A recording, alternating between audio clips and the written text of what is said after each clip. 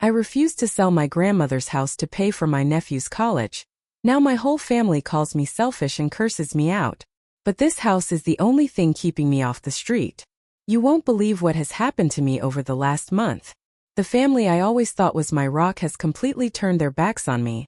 And it's all because of the house my grandmother left me.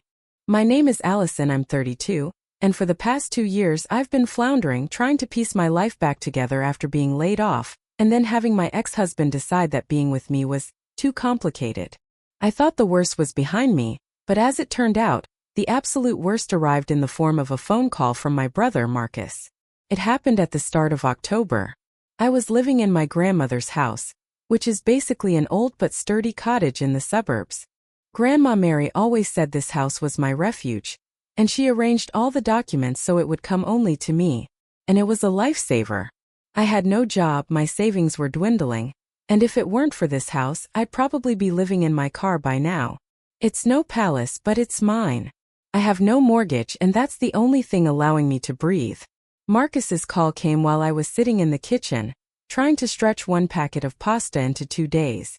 Allison, listen, we talked with Mom and Susan, my sister, and we've made a decision about Mary's house, he said, not even bothering to ask how I was doing. I immediately felt something tighten in my chest. Marcus is a successful guy. He has his own business, a huge house, a dentist's wife. He never calls just for fun. What decision, Marcus? I tried to keep my voice steady, but it wavered. Well, we've decided that you'll sell it, he said so casually, as if he were talking about a box of old junk. It's for Jacob's college. You know, he got into a prestigious university, and we need to pay for his first year, which is almost $70,000.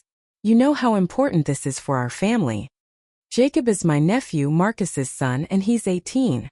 I love him, but $70,000. And sell my house? Marcus, are you kidding me? This is the only home I have. I have nowhere to live if I sell it. I'm currently unemployed, you know that.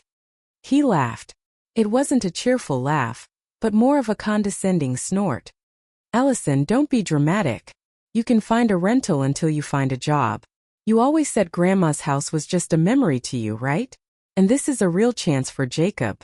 Look, it's an investment in the future of the whole family. It's a noble cause. You shouldn't cling to those walls. I started shaking. I put my hot mug down on the table so I wouldn't drop it. Marcus, I can't. They are not just walls. I live here. I have no money for rent. I have less than $1,000 left in my account. If I sell this house, I will be homeless. I'm not joking. He suddenly changed his tone. It became harsh, cold. Don't play the victim, Allison. We are family. Family should help. You are sitting on a house that we estimate is worth about $250,000. That is money that can change Jacob's life, and you are holding on to it while he suffers. We'll give you, say, $20,000 so you can rent an apartment for a while. You'll manage. You are strong. $20,000. That wouldn't even cover the first and last month's rent in our city, let alone the security deposit. I felt the anger rising inside. I don't need charity, Marcus. I need this house. I will not sell it. A dead silence fell on the line. I knew I had crossed a line. He was confident I would just agree because it's the right thing to do. So you refuse to help? You are ready to ruin your nephew's future, just so you can sit in 4 walls? You are a selfish person, Allison, and the whole family will see it. Everything that followed was just awful. This was the start of my nightmare month. He hung up, but within an hour my mom called and then my sister. They weren't asking, they were demanding. They used the word betrayal. They pressured my conscience, the memory of my grandmother, saying she would have wanted me to help. But I knew Grandma would have wanted me to have a roof over my head. It was her last wish. And here I sit, feeling like I've committed a crime, when all I did was say no to a demand to sell my only asset. They've started their campaign. And it's only the beginning of October. I can feel the emotional tension building every day. I don't know how long I can hold up under this pressure. The air in the house got heavy immediately after that first phone call with Marcus. It was like I hadn't just said no to my brother. I had declared war on the entire family. The remaining days of the first week of October were a blur of texts, not calls. They switched tactics, moving from demanding to emotional manipulation. My sister, Susan, who usually only contacts me to ask for minor favors, started sending me photos of Jacob, my nephew, looking stressed, sitting with books, supposedly overwhelmed by the thought of his debt. "Look at him, Allison," one text read, sent late one night. "He's such a good kid. He works so hard. You really want to be the one who stands in the way of his dreams? Imagine the guilt you'll carry." Guilt. That word hit hard because honestly I do feel a shred of it. Jacob is smart. He genuinely deserves this opportunity. But why does his opportunity have to come at the cost of my entire security and future? I tried to explain this to Susan, texting back a long message about my lack of a job, the depleted savings, and the fact that I had just been through a terrible divorce that left me with nothing but this house. I told her that Marcus and her, both with comfortable six-figure incomes, should consider taking out a loan or adjusting their own expenses. Susan's reply was instant and brutal. "Marcus already has a massive mortgage and our savings are for our retirement. You're single, you have no children to worry about, and this house was a gift. You should be happy to pay it forward to someone who actually has a future. You're just wallowing in self-pity, holding on to a dead woman's memory instead of being practical." That text broke something in me. It wasn't just about the money or the house anymore. It was about the absolute dismissal of my struggle. They saw me as a spoiled, weak failure who didn't deserve a lifeline. They completely erased the fact that I had given up years of my life to care for Grandma Mary when she was sick, something none of them had time for. The house was not just a gift.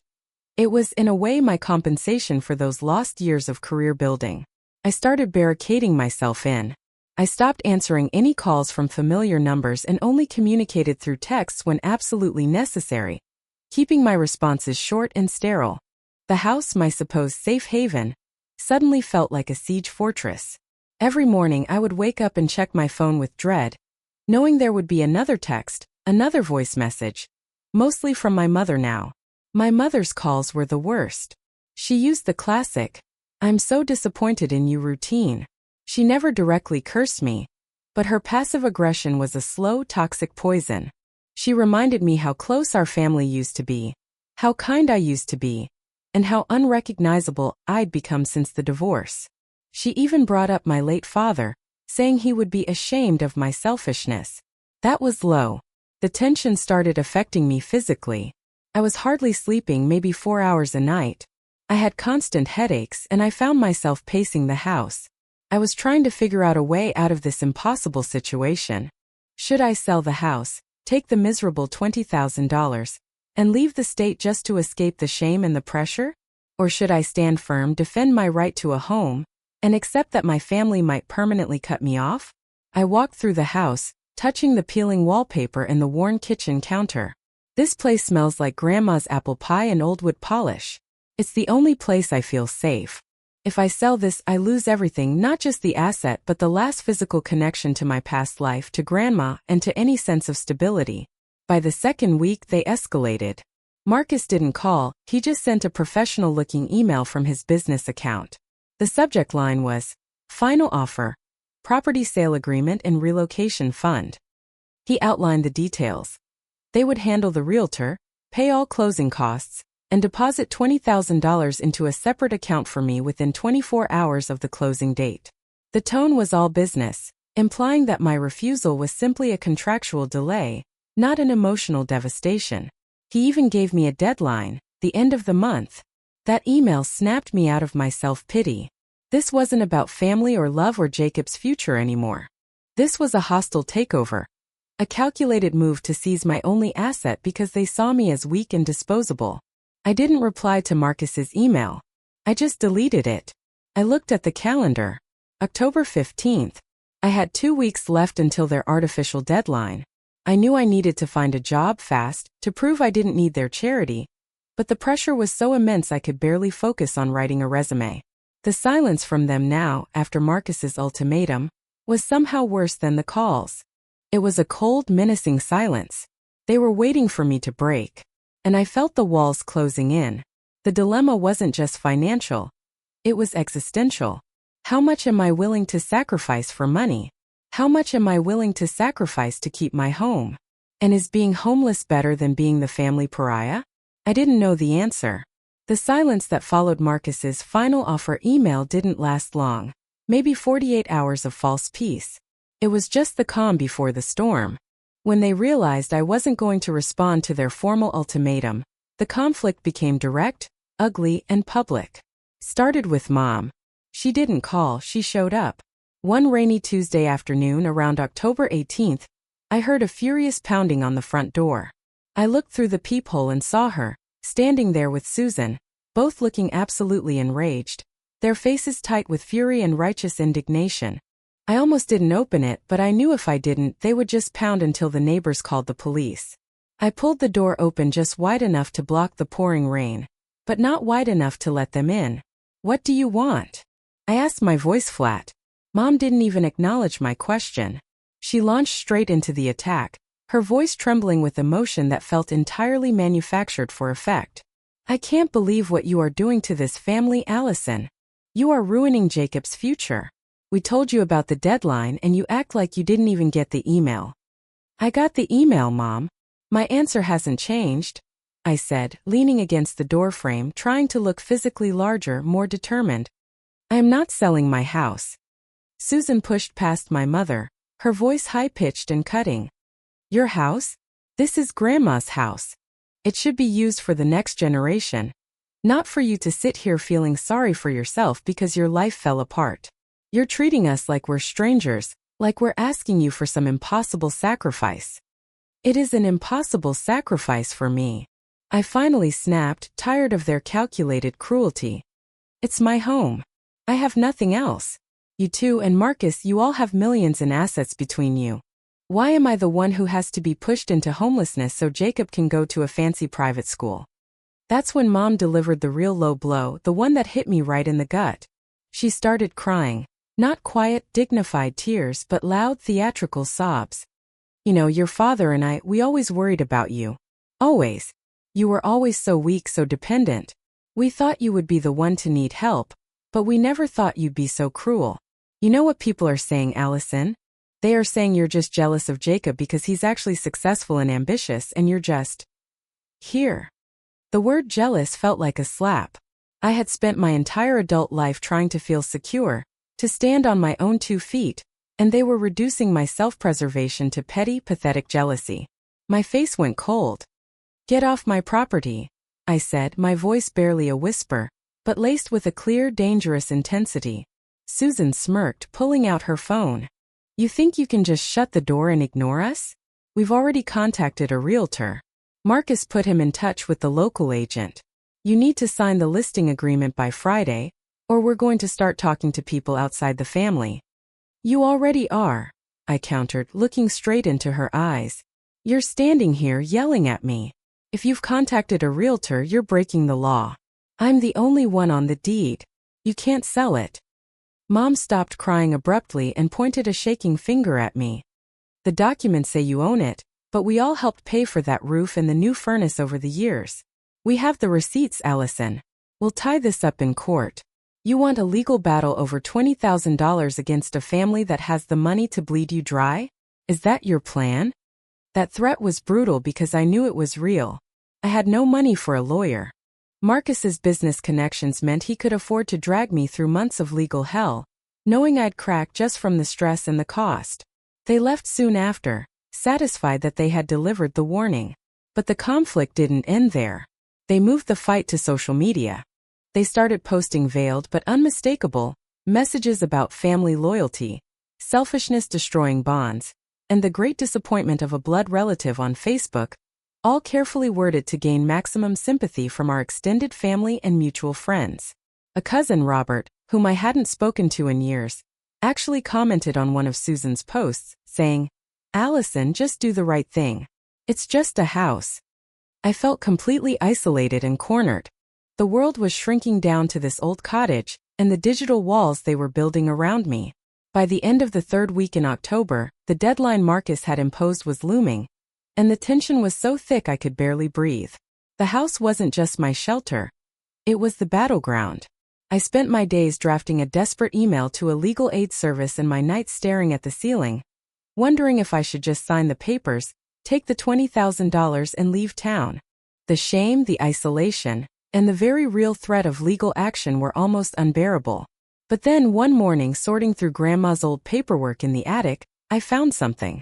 It was just a small yellowed envelope tucked into an old tax binder. It wasn't about the house deed, but something else entirely. A clue about Marcus that suddenly made their aggressive, almost desperate push to sell the house feel less about Jacob and more about them. A hard, cold realization dawned on me, and it changed everything. I felt the focus shift from my selfishness to their secrecy. The fear and isolation had been my dominant feelings for 3 weeks, but the moment I opened that yellowed envelope, fear was instantly replaced by a cold, searing clarity. I found it on the morning of October 25th, buried deep in a stack of Grandma Mary's old tax receipts in the attic. It wasn't a secret will or a hidden deed. It was a single crumpled bank statement from 5 years ago, addressed to Grandma Mary, but documenting a large transaction. An outgoing wire transfer for a significant amount $50,000. And the memo on the transfer? Just 3 stark words. M. Emergency debt. Marcus. I sat there on the dusty floor, the paper shaking in my hands. Grandma Mary had always been extremely private about her finances. 5 years ago, Marcus was supposed to be riding high on his business success. He certainly never mentioned needing money. I looked closer at the date on the statement. It was exactly 5 years before Jacob's college decision. This wasn't proof of anything illegal, but it was proof of something much worse. Secrecy and a debt. Grandma Mary, out of quiet generosity, had bailed Marcus out of a $50,000 emergency debt, and he had never, ever mentioned it to anyone. More importantly, he hadn't paid it back. A slow, sickening realization washed over me. The aggressive, brutal pressure to sell my house wasn't just about Jacob's tuition. It was about them needing $250,000 in liquid cash, and needing to erase the paper trail or the implied debt to Grandma's estate, which was now me. They weren't just trying to fund a future. They were trying to recover something, or perhaps bury a secret. I suddenly had a moral dilemma that superseded my need for self-preservation. I could use this statement as leverage. I could expose Marcus's secret debt to the family, the same successful, smug brother who was calling me a selfish failure. It would blow apart his carefully constructed image as the financially responsible one and turn the whole family's attention onto his past issues. But what would be the cost? If I expose him, the family implodes completely. My mother, already under immense stress, would be devastated to learn her golden boy was hiding a substantial debt from his dead mother. Jacob, my innocent nephew, would be caught in the middle of a massive financial and emotional explosion, and his college money might still not materialize, even if Marcus did suddenly manage to pay the debt. I held the statement, a loaded gun aimed right at Marcus's reputation and the perceived stability of his marriage and business. I decided not to act immediately. I tucked the paper away and walked downstairs with a new confidence, a quiet, dangerous energy. The phone rang. It was Marcus 3 days before his deadline. "Allison, I'm calling one last time," he began, his voice tight with controlled anger. "The realtor is ready. The paperwork is ready. We can close this out quietly. Just say the word. Otherwise, you leave me no choice but to pursue legal action. Think about the costs, think about the publicity. Think about your future." "I have been thinking about my future, Marcus." I interrupted him, my voice calm, almost detached. It was the first time I hadn't sounded defensive or stressed. "And I've been thinking about the past, too. About 5 years ago, to be exact." There was a heavy pause on the line, the kind of silence that confirms guilt. "What are you talking about?" he finally managed, his voice now a little rough around the edges. "I'm talking about $50,000. Emergency debt," I said, repeating the exact words from the bank statement. Grandma was very private about things like that. But she kept meticulous records just in case. Just like she always told me to. The line exploded not with anger, but with panic. "Allison, listen to me. That has nothing to do with this. Don't drag up old history. That was a short-term loan, it was taken care of." "Was it, Marcus?" "Because the statement I'm looking at, dated 4 weeks before Grandma's death, doesn't show a repayment. It just shows the transfer out. No record of the money ever coming back in." I lied smoothly about the repayment detail, knowing he couldn't check the specific statement right now. Did you ever pay her back? Or did you just assume the debt died with her? The moral high ground he had claimed, the nobleman funding his son's future, crumbled right there. He realized I held the leverage. Don't do this, Allison. Don't be stupid. If you show that to Mom, to Susan, you will destroy everything. Think about Jacob. He went from threatening to pleading in 2 seconds. I'll make you a better offer. I'll get you a job. I'll pay your rent for a year. Just don't tell anyone about that. This is between you and me. This house is my only security, Marcus. A 1-year rental is not security. My house is worth $250,000, I stated. I was at the precipice of the climax. I could demand money, security, or I could demand the truth and let the family tear itself apart. The deadline is in 2 days, I told him, looking out the window at the gloomy late October sky. You wanted to play hardball over my future. Now you have a choice. You can stop the campaign against me immediately, publicly retract your statements, and leave me in peace. Or I take this to Mom, and we can all see how fast the house sells when she realizes the real reason you want the cash. I had turned the knife. The conflict wasn't about selfishness anymore. It was about truth. The power had shifted completely. I was no longer the victim. I was the keeper of the secret, and the climax was coming. After I stated the amount and the code words to Marcus, a dead silence fell. It wasn't the silence of arrogance, but the silence of a man cornered. He was panicking. I could hear his shallow breathing on the line, and in that moment I realized his aggression wasn't just family greed. It was the fear of exposure. His successful image was built on a debt to my deceased grandmother, and that debt was my weapon. Allison, please. Don't do this. We can work something out. I can give you $100,000 if you just forget about this. That's more than you need. His voice was broken, and it felt both disgusting and satisfying. He was trying to buy off my blackmail. You still think this is about money, Marcus? Do you really believe I'm willing to sell my peace, my dignity, and my home for your handouts? You terrorized me for 3 weeks, called me selfish, and threatened legal action, all to cover up the fact that you couldn't handle your own issues 5 years ago, and that you're willing to use your son's future as a shield. I spoke firmly, keeping my voice low, but every word was like a blade. You won't give me back those 3 weeks of nightmare. You won't give me back my faith in family. And I will not sell my house to cover up your shame. I took a deep breath. This was the moment of climax, the point where I had to decide whether I wanted to be an avenger or just a person seeking peace. I chose the latter. Here is my condition, Marcus. And you have 24 hours. You don't have to pay me. You don't have to give me the house. You have to do 2 things. First, you must immediately, today, call Mom and Susan and tell them you made a mistake, that the house is not for sale, and that you are taking full responsibility for Jacob's college payment. Second, you must make Susan delete all her social media posts and write a public, albeit short, apology, saying there was a family misunderstanding and that you were wrong to pressure me. If in 24 hours I see that even one of the posts remains, or if you, Mom, or Susan ever speak to me again about selling the house, I will send this document and a copy of Grandma's will to all our extended relatives. Make your choice. Marcus tried to argue, but I just hung up. I didn't give him a chance. I was confident he would comply. The fear of public humiliation and exposure to his dentist wife and business partners was more terrifying to him than any lawsuit. And he complied. The next morning, October 26th, I received a text message from Marcus, very brief. Done. This was followed by a message from Susan. I deleted everything. Sorry, Allison. Marcus was out of line. Her message was as fake as her sympathy, but it was there.